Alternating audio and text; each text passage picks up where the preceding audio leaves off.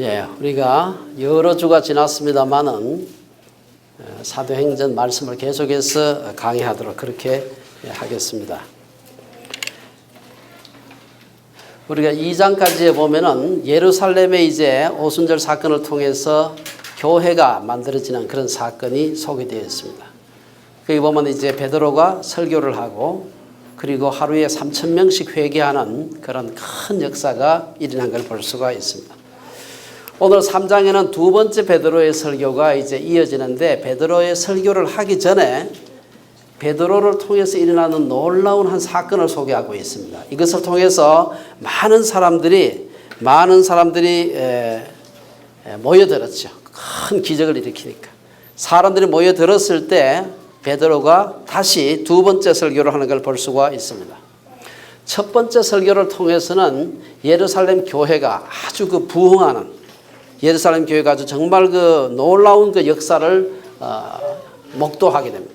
근데 오늘 두 번째 이 사건을 통해서는 그것보다는 오히려 이 설교가 끝나고 난 뒤에 오늘 설교 말고 이제 다음번 설교인데요. 3장의 설교가 끝나고 난 뒤에는 본격적으로 예루살렘 교회에 대한 핍박이 시작되고 있습니다. 그래서 오늘은 베드로의 본격적인 설교를 갖다 소개하기 전에 먼저 이 사건을 위해서 베드로가 그 앞에서 행했던 놀라운 신유의 사건을 소개를 좀 드렸으면 생각을 합니다.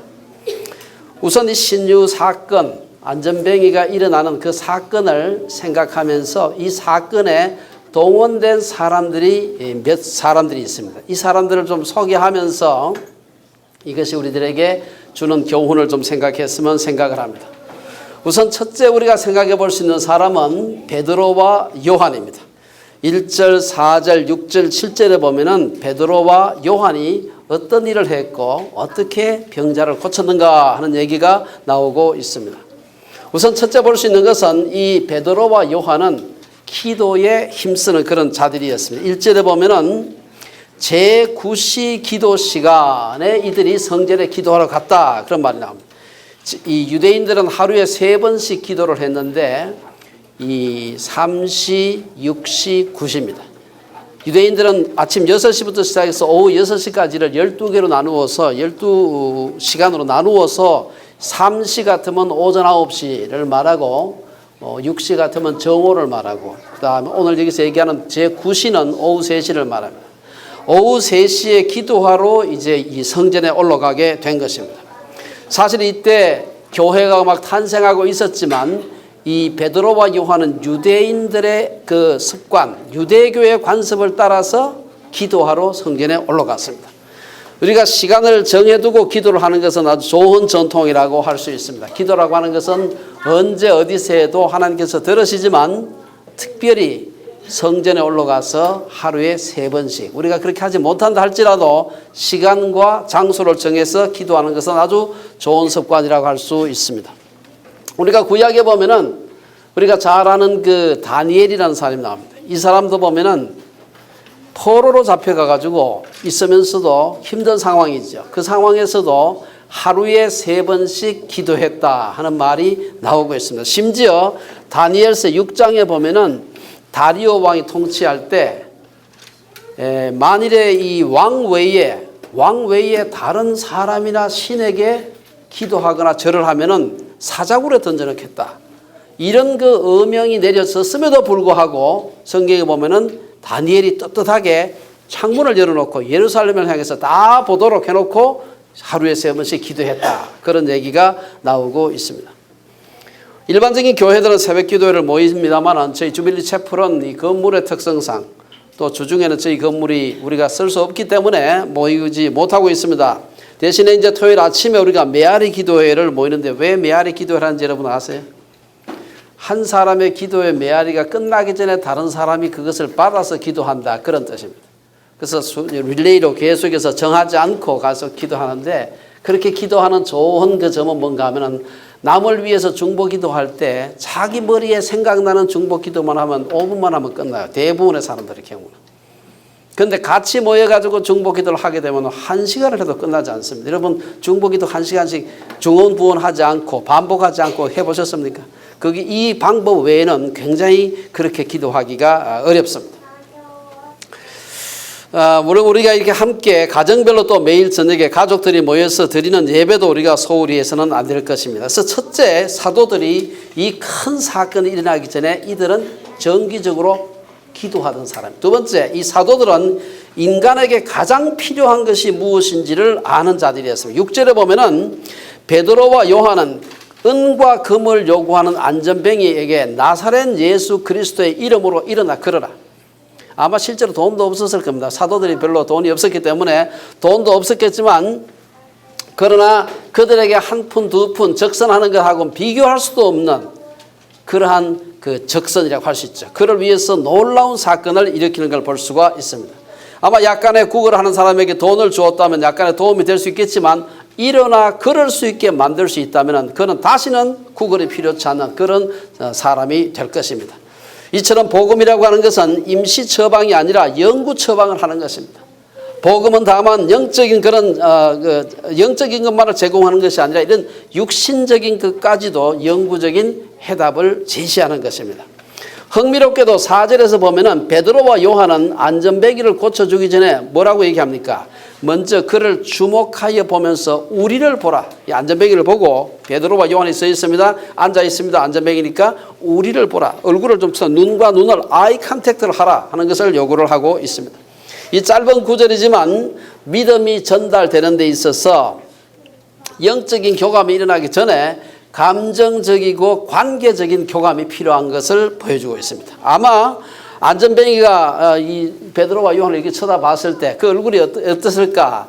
아마 정말 그 측은히 여기는 그 마음이, 그를 사랑하는 마음이 아마 얼굴에 나타나 있지 않았을까? 그런 생각을 해봅니다. 짧은 시간이었지만 안전뱅이가 보기에 이 사람들이 무슨 얘기를 하더라도 내가 저 사람의 말에 순종해야 되겠구나, 아마 그런 마음이 들지 않았을까 생각이 됩니다. 세 번째, 사도들은 안전뱅이의 믿음에만 의존하지 않았습니다. 이제 안전뱅이와 최소한의 그 친밀 관계, 레포가 형성되자 사도들은 그에게 놀라운 믿음의 행위를 요구합니다. 7절에 보면은 사도들은 안전뱅이의 오른손을 잡아 일으키니 발과 발목이 곧 힘을 얻었다, 이렇게 기록을 하고 있습니다. 오른손을 잡아 일으키면 하나님이 안전뱅이를 일으키려는, 하나님께서 내가 잡아서 일으키지만 하나님께서 안전뱅이의 이 굳었던 다리를 갖다 펴서 일으켜 주실 것을 믿는 믿음의 표현인 것입니다. 생각해 보세요. 아니, 내가 이렇게 잡아서 일어나라 하고 나사렛 예수 이름으로 일어나라고 일으켰는데 안전뱅이가 일어나지 못하고 여전히 털썩 주저앉아서 아야 아파 그러고 있으면 이 얼마나 창피겠습니까? 어쨌든 이 베드로와 요한은 믿음으로 그에게 일어서라고 얘기를 하고, 그 다음에 안전뱅이는 그 믿음을 따라서 그도 믿음을 발휘해서 일어남으로써 이 놀라운 사건이 일어난 것입니다. 만일 안전뱅이가 지나온 수많은 날 동안 세월을 생각하면서 자신은 이제 다시 일어날 수 없을 거라고 지레짐작하고 사도들의 요청에 응하지 않았다면 아마 이 기적은 일어나지 않았을 것입니다. 물론 병자의 믿음은 전혀 없이 때로는 다른 사람의 믿음으로 병이 낫는 경우도 성경에는 여러 차례 소개가 되어 있습니다. 누가복음 7장에 보면 어떤 백부장의 사랑하는 종이 병들어서 죽게 되었을 때 백부장의 그 믿음을 보시고 예수님께서 그를 고쳐주신 사건이 누가복음 7장에 나오고 있습니다. 또한 예수님은 그 이어가지고 나인성 과부의 독자가 죽었을 때도 사실 죽었으니까 그 죽은 사람의 믿음을 볼 수가 없지 않습니까? 그러나 예수님께서 그 과부 어머니를 불쌍히 여겼어서 살려주신 사건이 성경에 기록되어 있습니다. 우리가 성경에 나타난 여러 그 신유의 사건들을 보게 되면 그 신유의 사건이 일어나는 패턴이 항상 다르다는 걸 볼 수가 있습니다. 여러분 그거 한번 생각해 보셨습니까? 성경의 복음서에 굉장히 많은 예수님이 병 고치는 사건이 일어나고 있는데 하나도 똑같은 패턴으로 고쳐주신 적이 없습니다. 왜 그랬을까요? 저는 그걸 생각하면서 만일에 특정한 달리다굼 이런 주문을 외우면은 사람이 병이 낫는다. 그러면은 그 속에 인격은 관계없이 사람들이 병 낫는 이적의 그 기사를 갖다가 기계적인 행위로 받아들일 가능성이 있습니다. 어떤 경우는 눈에다가 이게 침을 발라가지고 고쳐주기도 하고요. 어떤 때는 그냥 일어나가지고 하기도 하고, 어떤 때는 가지도 않고 먼 데서 이미 다 나았다, 이렇게 하시기도 하고, 모든 이적 기사가 다르게 일어나는 걸 볼 수가 있습니다. 이것은 하나님이 역사하는 패턴이 기계적으로 일어나는 것이 아니라 인격적인 관계 속에서 일어난다는 것을 의미하는 것입니다. 신약에 나타난 많은 그 신유의 기적은 고치는 자의 믿음과 고침을 받는 자의 믿음이 함께 역사하는 경우가 제일 많습니다. 예수님께서 여리고 가까이 가셨을 때 한 맹인이 그에게 나와서 누가복음 18장에 보면은 다윗의 자손 예수여 나를 불쌍히 여기소서 했을 때 그의 그 눈먼 것을 고쳐주신 것을 볼 수가 있습니다. 그래서 우리가 곳곳에서 보면 대부분의 경우는 고치는 자의 믿음과 고침을 받는 자의 믿음이 함께 역사해서 이와 같은 놀라운 기적이 일어나는 걸 볼 수가 있습니다. 그래서 우리가 첫 번째 생각해 볼 수 있는 사도들은 기도하는 사람이었고 사도들은 다른 사람을 긍휼히 여기는 사람이었다. 돈은 없어도 돈과 비교할 수 없는 것을 주었던 그런 사람입니다. 두 번째, 안전뱅이를 메어다가 그 안전뱅이를 성전 미문에 운반했던 사람들이 있었습니다. 성경에는 그 사람들이 누군지 아무런 얘기도 하고 있지 않습니다. 여기 보면 2절에 나오는 얘기입니다.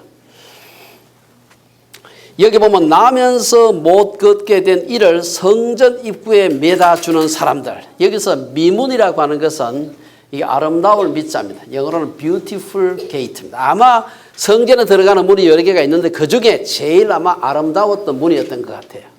그 성전 미문이라고 하는 것은 이방인의 뜰인 성전 바깥뜰을 지나서 여인들이 들어갈 수 있는 여인의 뜰로 들어가는 그 문인데 이것은 실제로 성전 바깥은 아주 바깥입니다. 그렇기 때문에 이방인의 뜰로부터 여인의 뜰로 들어가는 문이라는 것은 성전으로 들어가는 문입니다. 그게.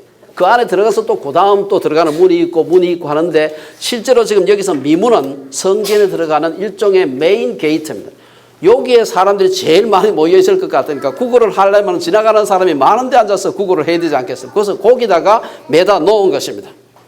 아마 앞뒤 문맥으로 봐서 이곳에 안전뱅이를 옮겨다 놓은 사람들은 막 그로 하여금 앵벌이 시키는 그런 나쁜 사람이 아니고 아마 이 안전뱅이의 가족이었거나 아니면 그 친한 친구들이 먹고 살 방법이 구걸밖에 없으니까 이 사람을 성전에 그 미문에다가 들어가는 정문에다가 갖다 놓고 그걸로서 먹고 살게 하지 않았나 그런 생각이 됩니다.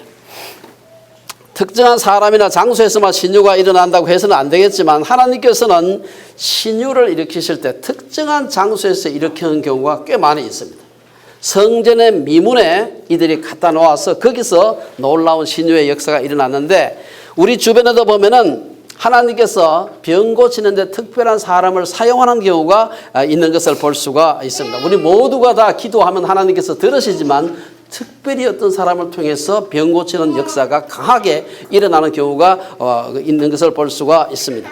그래서 어떤 사람은 하나님께서 우리 기도 다 들으시는데 우리가 구태여 누구한테 기도를 받으러 갈 필요가 있느냐 이렇게 얘기하는데 그거는 바르지 않습니다. 왜냐? 하나님께서 사람마다 주신 은사가 다르기 때문입니다. 어떤 사람에게는 병 고치는 은사를 주셨고 어떤 사람에게는 잘 가르치는 은사를 주셨고 우리 고린도서에 보면은 그럼 12장에 보면은 하나님이 교회 중에 몇을 세우셨으니 첫째는 사도요 둘째는 선지자요 셋째는 교사요 그 다음은 능력을 행하는 자요 그 다음은 병 고치는 은사와 서로 돕는 것과 다스리는 것과 각종 방언을 말하는 것이다. 다 사도이겠느냐 다 선지자이겠느냐 다 교사이겠느냐 다 능력을 행하는 자이겠느냐 다 병 고치는 자이겠느냐 다 병 고치는 은사를 가진 자이겠느냐 다 방언을 말하는 자이겠느냐 다 통역하는 자이겠느냐. 이 보면은 병 고치는 것도 하나의 은사인데 어떤 사람에게 특별히 그 은사를 많이 준 사람이 분명히 있습니다. 신유의 은사도 분명히 여러 은사들 중에 하나의 은사임이 아주 분명합니다. 그래서 우리는 모든 사람이 동일한 신유의 은사를 받았다 그렇게 말할 수 없습니다. 그렇기 때문에 신유의 은사를 받은 사람에게 병자를 데리고 가는 자체를 나쁘다 이렇게 볼 수가 없습니다. 이것은 마치 우리가 전도하는 데도 마찬가지입니다. 어떤 사람은 전도를 굉장히 잘하는데 전도하는 방법도 사람마다 달라요. 여러분 혹시 그 선교회들마다 전도하는 포맷이 있습니다만은 제가 훈련을 받았던 내비게이터 같은 데서는 전도할 때 그 다리 예회화라고 하는 게 있습니다. CCC 사역리 비슷한 것인데 다리 예회화, 브릿지 일러스트레이션 하는 게 있어요. 그걸 가지고 합니다. 그 폼이 정해져 있고 CCC는 사역리 for 그 spiritual principle이라고 하는 걸 가지고서 전도를 합니다. 그래서 전도를 잘하는 사람이 있는가 하면 그 전도에 재능이 없는 사람이 있어요. 그런 사람은 안드레처럼 데리고 오는 겁니다. 교회 같이 가자. 예수님 만나러 가자. 이렇게 해서 전도하는 사람이 있습니다. 사람마다 전도하는 그러한 은사도 다 다르다 하는 것을 알아야 됩니다. 세 번째 오늘 현장에 있는 사람은 바로 이 안전뱅이입니다. 이 사람은 신유를 직접 경험한 사람이죠. 3절과 5절과 8절에 보면은 이 안전뱅이라는 얘기가 나오고 있습니다. 안전뱅이는 성전 미문에서 사람들에게 아주 오랫동안 구걸하고 있었습니다. 왜 성전에 앉아서 구걸을 했을까요? 옛날부터 이 거지들이 구걸할 때 제일 구걸할 때 돈을 많이 벌 수 있는 데가 바로 종교인들이 모이는 집회, 특별히 성전 앞이 제일 사람들이 돈을 잘 준대요. 그래가지고 옛적부터 구걸하는 사람은 성전 앞에 가서 혹은 무슨 전각 앞에 가서 구걸을 해라, 뭐 그런 말이 있답니다. 그래서 거기서 구걸을 하면 사람들이 예배하러 가는데 나쁜 마음을 가지고 가진 않지 않습니까? 좀 더 관대한 마음을 가지고 가기 때문에 성전에 가서 그 미문에 앉아서 거기가 소위 목이죠. 거기 앉아서 구걸을 해야 제일 돈이 잘 벌리는 것입니다.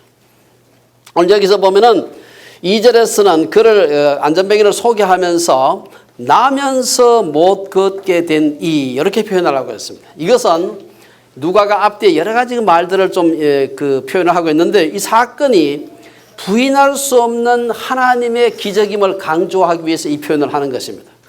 예를 들어서 다리를 갖다가 하다 보거나 뛰다가 잘못해가 삐어가지고 못 일어나는 수가 있지 않습니까? 잠깐 동안.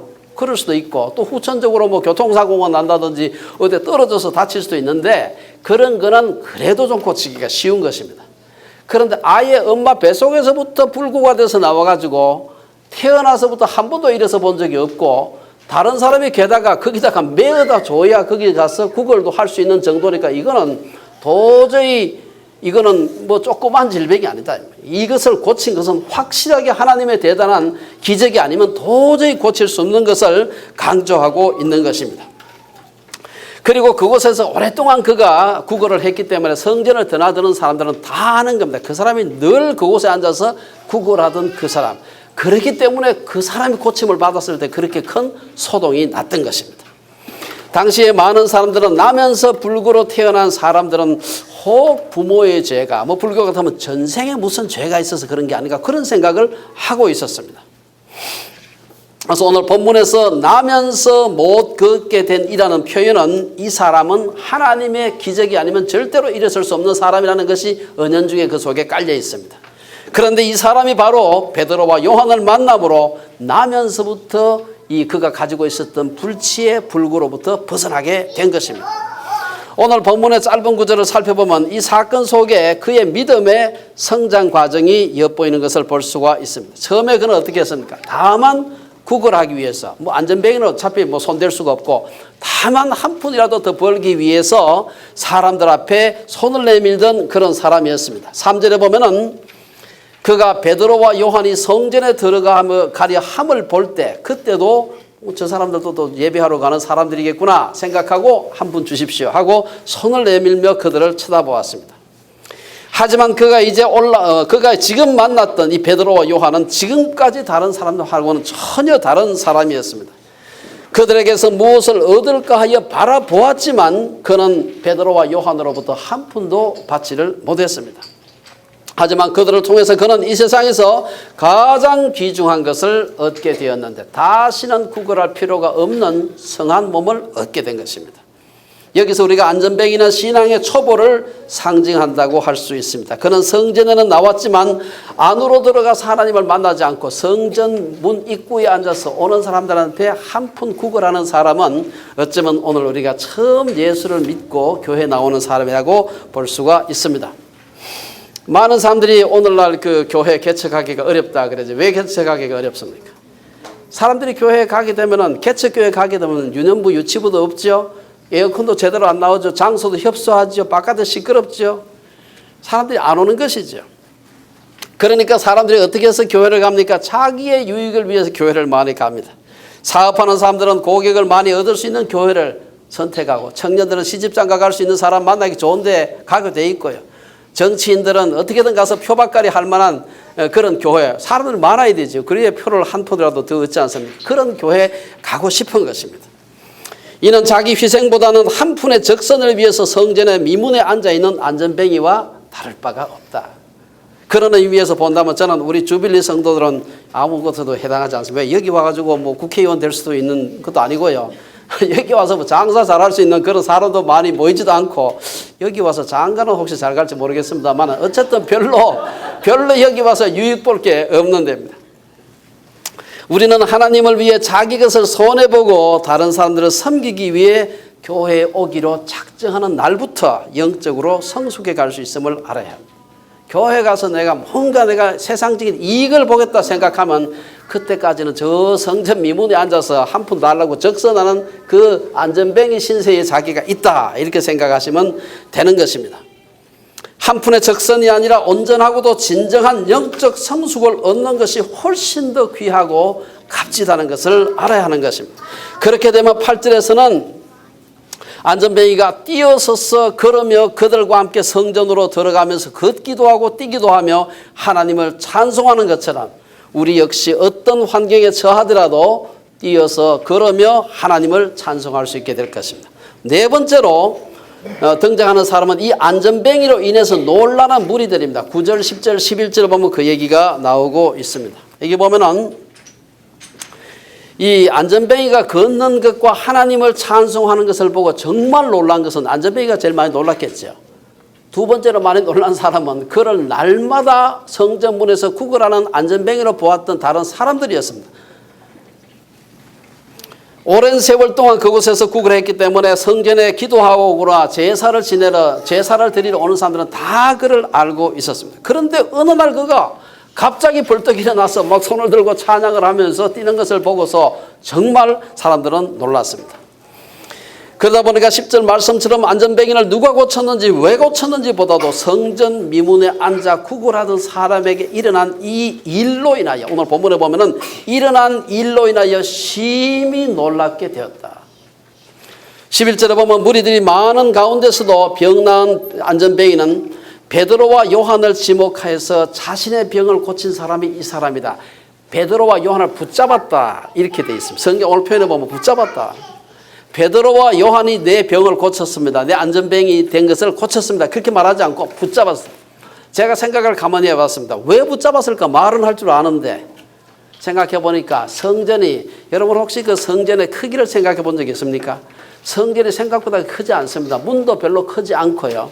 그런데 사람은 복잡하게 막 얼마나 많은 사람이 그 제사 드리고 기도하러 오겠습니까? 복잡한 겁니다. 거기서 베드로와 요한이 내 병 고쳐대봐야 베드로와 요한이 그렇게 유명한 사람도 아니고 알 수가 없는 것입니다. 일어나서 보니까 사람들이 너무 놀라가지고 어떻게 저가 일어나 걷게 되었을까 했는데 이 사람들이다. 뭐 두말할 필요가 없는 것입니다. 그래서 그 사람을 붙잡았다, 이렇게 되어 있습니다. 100마디의 말보다도 한 번의 행동으로 이 기적을 행한 두 사도를 소개하게 된 것입니다.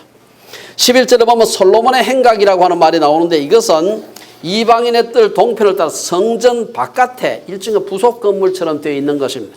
그곳에 이제 조금 성전은 좁으니까 성전 바깥에 있는 솔로몬의 행각에 사람들이 모여가지고 도대체 어떻게 된 일이냐, 어떻게 저 안전뱅이가 일어나서 저렇게 걷게 되었는가 하고 사람들이 놀라움을 금치 못하면서 그곳에 모여 있었던 것입니다. 안전뱅이가 치유받는 기적으로 인해서 놀란 사람들은 오늘날로 말하면 일종의 기적을 쫓아다니는 그런 사람들이다, 이렇게 할 수가 있습니다. 오늘날에도 표적만을 구하는 사람들, 즉 신주 집회에만 목을 메고 다니는 사람들이 가끔 있습니다. 이런 사람들이 지금만 있는 것이 아니고 예수님 당시에도 있었습니다. 그래서 하도 그냥 자꾸 표적만 보여달라 그러니까 예수님이 하도 답답해서 내가 너희들에게 보여줄 표적은 요나의 표적밖에 없다. 사흘 만에 예수님께서 십자가에 죽으시고 다시 살아나신 그 요나의 기적 외에 뭘 보여주겠느냐, 이렇게 한 것을 볼 수가 있습니다. 자, 네 부류의 사람들을 소개했는데 우리가 두 번째로 오늘 12절과 16절에 보면은 오늘 본론으로서 신유의 주인에 대한 얘기가 나오고 있습니다. 오늘 12절에 보면은 베드로가 이것을 보고 사람들이 막 몰려들어가지고 어떻게 된 거냐, 이 베드로를 갖다가 지목을 했어요. 이 사람이 고쳤다, 이렇게 하니까 사람들이 베드로와 요한을 주목하게 보이고 어떤 사람이길래 이런 일이 일어날 수 있느냐, 이것을 보고서 베드로가 백성들에게 말하기를 이스라엘 사람들아, 12절에 이 일을 왜 놀랍게 여기느냐, 우리 개인의 권능과 경건으로 이 사람을 걷게 한 것처럼 왜 우리를 주목하느냐. 사람들의 관심은 일제히 베드로와 요한에게로 집중되었습니다. 이에 베드로는 금방 사람들의 칭송과 놀라는 것이 바로 자기들을 향하고 있다는 것을 알게 된 것입니다. 그러면서 그 자신들에게 향한 사람들의 그 주의를 갖다가 순간적으로 예수님께 반사하는 걸 볼 수가 있습니다. 베드로의 이 말은 이적에 관한 아주 중요한 두 가지 사실을 우리들에게 말해주고 있는데요. 첫째는 이러한 이적이라고 하는 것은 절대로 개인의 권능으로 나타나는 것이 아니라 하는 것입니다. 이게 잘 안 들어가요. 개인의 권능으로 일어나는 것이 아니라는 점. 사도 베드로가 개인의 권능으로 일어난 것처럼 왜 우리를 보느냐. 요즘도 기도원동에서 심심찮게 능력의 종이 와서 집회를 하니까 많이 오시오. 이게 얼마나 이 말이 잘못된 말인가 하는 걸 알지. 능력의 종이 아니라 그를 통해서 역사하시는 능력의 하나님이 있는 것입니다. 능력의 종이 아니죠. 여기서 우리가 이적을 행하는 것은 순전히 하나님이 주신 은사요 선물입니다. 은사는 그 사람의 선행이나 능력을 보고 주어지는 것이 아니라 아무런 조건 없이 하나님이 그 사람에게 주는 것이기 때문에 은사를 가진 사람은 조금도 교만해서는 안 되는 것입니다. 두 번째, 오늘 베드로 말에 의하면 이적은 개인의 경건 즉 믿음으로 일어나는 것도 아니라는 사실입니다. 이 말은 신유는 경건적 믿음의 척도가 아닙니다. 여러분 생각할 때 막 안전벨기를 벌떡벌떡 일으키고 하는 저 사람이 얼마나 믿음이 좋을까? 전혀 그렇지 않습니다. 제가 본 사람도 많이 그렇습니다. 많은 사람들이 신유의 은사를 가진 사람의 믿음이 대단한 것처럼 생각하지만 앞에서 베드로가 말한 것처럼 그렇지 않습니다. 예수님을 믿은 지 오래되지 않는 사람들에게도 신유의 은사가 강력하게 나타나는 경우가 있고요. 한평생 예수 믿고 예수 잘 믿는 경건한 사람도 감기 하나 못 고치는 경우도 많습니다. 그래서 우리가 절대로 신유의 은사는 그 사람의 믿음의 정도하고는 다르다는 것을 꼭 아셔야 됩니다. 신유가 개인의 능력과 경건으로 인한 것이 아니라는 얘기는 사도행전에도 나오는데요. 사도행전 14장에 보면 바울과 바나바가 루스드라라고 하는 곳에서 나면서부터 걸어보지 못한 사람을 고쳤습니다. 그러니까 사도행전 14장에 보면은 사람들이 주변의 사람들이 그걸 보고 깜짝 놀랐습니다. 그러고는 신들이 이 사람이 아니다 지금 신들이 사람의 형상으로 우리 가운데 내려오셨다 하여 바나바는 제우스라고 하고 바울은 그 중에 말을 잘하니까 헤르메스라고 했다. 제사 드리려고 막 제물을 가지고 쫓아왔습니다. 그러고는 13절에 보면 실제로 제우스 신당의 제사장이 소와 화환들을 가지고 대문 앞에 와서 무리와 함께 제사하고자 했다.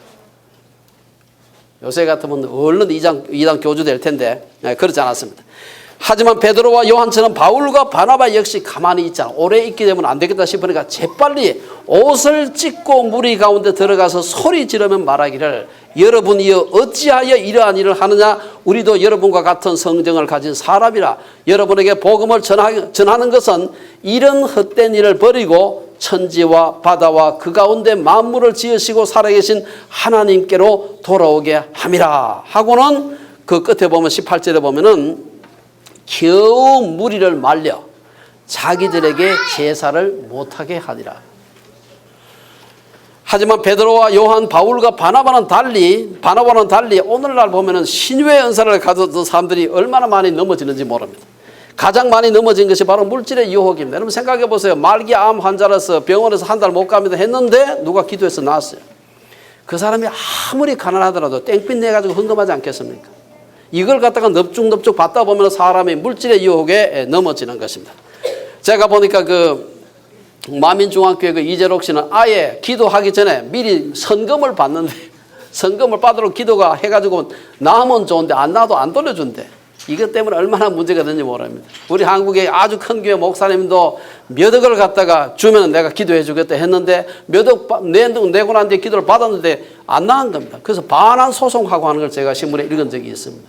말도 안 되는 얘기죠. 사도행전 8장에 보면 신유와 관련된 물질적인 유혹과 관련해서 아주 흥미로운 기사가 하나 실려 있는데 바로 박수 시몬의 얘기입니다.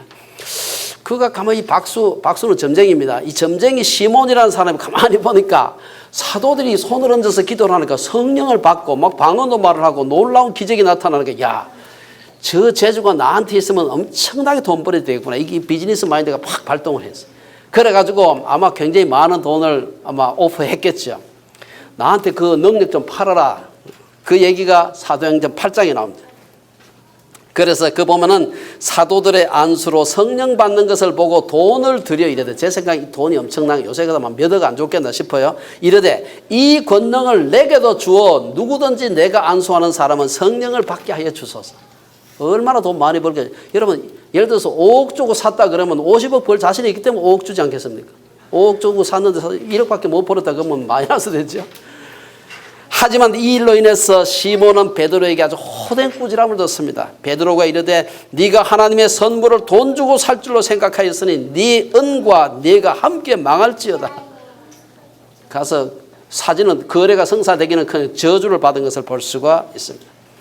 신유의 은사를 가진 사람들 중에는 때로 이성 문제로 때로 명예심과 교만 때문에 넘어지는 경우가 아주 많습니다. 대단한 신유의 능력을 가진 사람들 주변에는 그 사람을 신격화하는 사람이 생기게 되고 그래 되면 온갖 유혹에 빠질 가능성이 많습니다. 안전병이가 일어나거나 말기 암 환자가 완치되는 기적이 일어난다면 사람들은 그 능력의 사자에 대한 존경심이 얼마나 대단하겠습니까? 마치 자신의 능력으로 신유가 일어나는 것처럼 생각하게 되면 그때부터 명예심과 교만의 덫에 빠지게 되는 것입니다. 사실 신유의 은사를 가진 자들은 극히 조심하지 않으면 이 유혹에 빠지기가 십상입니다. 그건 실제로 많이 빠진 걸 우리가 보고 있습니다. 오늘 우리 교회도 보면 그런 그 유혹에 걸려 넘어진 사람이 많이 있습니다. 우리는 그들을 통해서 일어난 그 많은 기적들을 모두 사탄의 역사라 그렇게 말할 수가 없습니다. 성령께서 그들을 사용해서 놀라운 이적을 행했음에도 불구하고 그들이 결국은 육체로 마치게 된 것입니다. 갈라디아 3장 3절에 보면은 사도 바울이 너희가 이같이 어리석으냐. 갈라디아 사람들 지금 책망하는 겁니다. 너희가 이같이 어리석으냐. 성령으로 시작하였다가 이제는 육체로 마치겠느냐. 처음에는 정말 하나님 나라를 위해서 내가 참 성령께서 나를 사용해 주시는 걸 너무나 감격해 가면서 겸손하게 했는데 사람들이 막 칭찬하고 돈 갖다 바치니까 교만해져 가지고 사람들이 육체의 일로 변질시킨 것입니다. 베드로와 요한은 이 문제에 관해서 아주 단호했습니다. 사람들의 관심이 자신들에게 쏠리는 것을 느끼는 순간 그들은 위험을 감지했습니다. 야, 큰일 나겠다. 그러고는 곧바로 이스라엘 사람들아 이 일을 왜 놀랍게 여기느냐. 우리 개인의 권능과 경건으로 이 사람을 걷게 한 것처럼 왜 우리를 주목하느냐. 그리고 이들은 자신들에게 쏠린 무리들의 관심을 예수님에게 향하게 했습니다. 이것이 영적으로 깨어있는 사람의 모습이라고 할 수가 있습니다. 그리고 난 뒤에 그랬기 때문에 곧 이어서 베드로는 그 사람들 앞에서 부활하신 예수님을 증거할 수 있는 놀라운 전도의 기회를 갖게 된 것입니다. 두 번째 우리가 마지막으로 신유의 주인인 예수님을 볼 수가 있습니다. 16절에 보면 그 얘기가 나오고 있습니다. 기적의 목적을 가장 여기서 잘 그 얘기를 하고 있는데요. 16절은 기적을 행하신 유일한 목적은 예수 그리스도를 드러내는 일임을 분명히 하고 있습니다. 그리고 이 기적은 예수님의 이름을 믿음으로 일어났다. 이렇게 얘기하고 있습니다. 여러분 그 기적 혹은 이제 요한복음에서는 표적이라고 하는데 이 표적의 목적, 기적의 목적을 가장 잘 얘기하고 있는 것이 바로 요한복음입니다. 우리가 이미 공부했습니다만은 요한복음 저 끝에 20장에 보면은 20장 30절 31절에 보면 예수께서 제자들 앞에서 이 책에 기록되지 아니한 다른 표적도 다른 기적도 많이 행하셨으나 오직 이것을 기록하면 너희로 예수께서 하나님의 아들 그리스도이심을 믿게 하려 하며 또 너희로 믿고 그 이름을 힘입어 생명을 얻게 하려 함이니라. 여기서 요한은 기적은 무엇이냐? 기적은 예수님이 메시아라는 것을 보여주는 상징이요 표시라. 요걸 그 그리스 말로 표적이라는 말은 세메이온이라는데 이것은 다른 말로 이정표 있어요. 이정표 혹은 그 상점에 들어가면 간판이 있죠. 이 집에 뭐 팝니다 하고 간판. 이것을 갖다가 말하는 것입니다. 이정표나 간판은 아무리 휘황찬란하게 그것을 꾸미고 막 네온 사인으로 난리치고 해도 이정표는 어디로 가라고 하는 길 표시가 있어야 돼요. 앞으로 뭐 에버츠 포드 20km 화살표가 있어야 됩니다.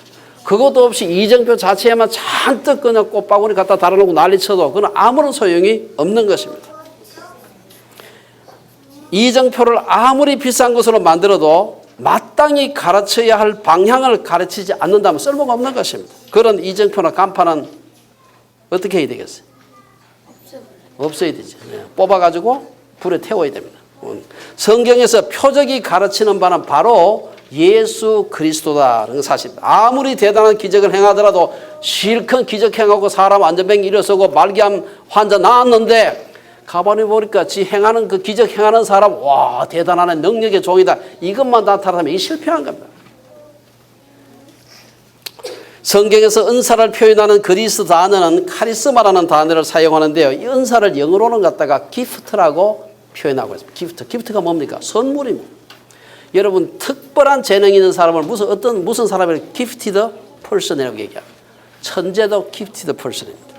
특정한 음악을 아주 잘하는 사람도 gifted person입니다. 그래서 제 아내가 저보고 오카리나 기프트가 있다고 자꾸 칭찬해서 제가 유혹을 좀 받고 있습니다만은 이 기프트라고 하는 것은 자기가 얻는 게 아니에요. 하나님이 특별한 재능을 주셨어요. 자기 것도 아닌데 지 것처럼 막 자랑하고 이러면 안 되는 것입니다. 그렇죠? 예. 만일 하나님께서 값없이 은혜로 우리에게 주셨는데 그것을 지 건 줄 알고 자기의 교만의 재료로 사용하겠다면 그 사람은 벌 받는 것이죠. 우리 그 선물을 주신 분의 뜻을 따라서 우리에게는 바르게 사용할 책임만 있는 것이고 교만의 재료가 되어서는 안 되는 것입니다. 결론적으로 하나님이 주신 은사를 사람이 자기의 영광을 위해서 사용하게 되면 안 되는 것입니다. 하나님이 용서하지 않으시는 것이 하나님은 마땅히 자기에게 돌아와야 할 영광을 사람들하고 디바이드 하지 않습니다. 나누지 않아요. 이건 요만큼은 네가 수고했으니까 가져가고 이건 내가 그렇게 하지 않습니다. 그 한 예가 사도행전 12장에 보면 있습니다. 어느 날 헤롯이라고 하는 그 헤롯 아시죠? 헤롯이 멋진 옷을 입고 왕의 옷을 다 입고 막 거창한 옷을 입었겠죠. 그리고 사람들 앞에 서가지고 멋진 연설을 했는데 얼마나 연설을 잘했는지 거기 보면 오늘 그 사도행전을 보면 이렇게 기록하고 있어요. 백성들이 생각할 때 그 헤롯이 연설하는 소리를 들으니까 이것은 신의 소리요, 하나님의 소리요, 신의 소리요, 사람의 소리가 아니라 얼마나 연설을 잘했으면 이런 칭찬을 했겠습니까? 아마 헤롯에게는 사람들을 설득하는 탁월한 언변이 있었지 않나 생각합니다. 그가 연설을 하니까 사람들은 마치 신이 연설을 하는 것 같다고 외쳤습니다. 아마 헤롯 자신도 자기 언변에 감탄했을 겁니다. 야, 내가 이렇게 연설 잘하는 걸 내가 나만 모르고 있었구나 생각하면서 지 혼자 아마 자기 스스로도 탐복했을지도 모르죠. 하지만 이어 사도행전 기자는 말하기를 그가 하나님께 영광을 돌리지 않아서 주의 사자가 쳐서 호랑이한테도 아니고 벌레에게 먹혀 죽었다 이렇게 되어 있습니다. 얼마나 무서운 얘기입니까?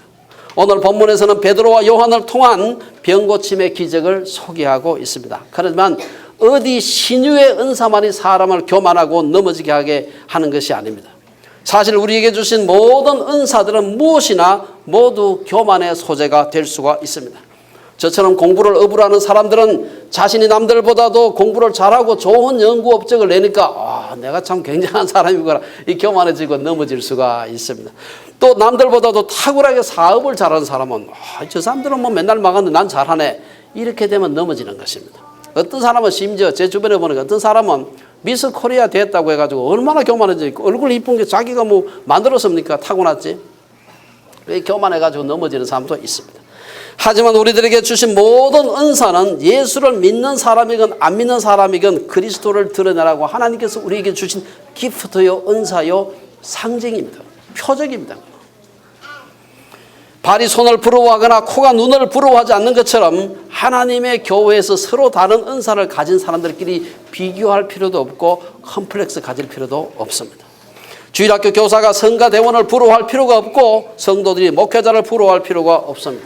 우리 모두 하나님 앞에 설 때는 자기의 상을 받을 것입니다. 교회를 섬기는 일에 있어서는 은사에 높고 낮음이 없는 것입니다. 우리는 우리에게 주신 은사에 충성된 청지기가 될 책임만 있는 것입니다. 다시 한번 우리 자신들에게 쏟아지는 관심과 찬사를 재빨리 예수님에게 돌렸던 베드로와 요한의 모범을 생각해 보아야 합니다.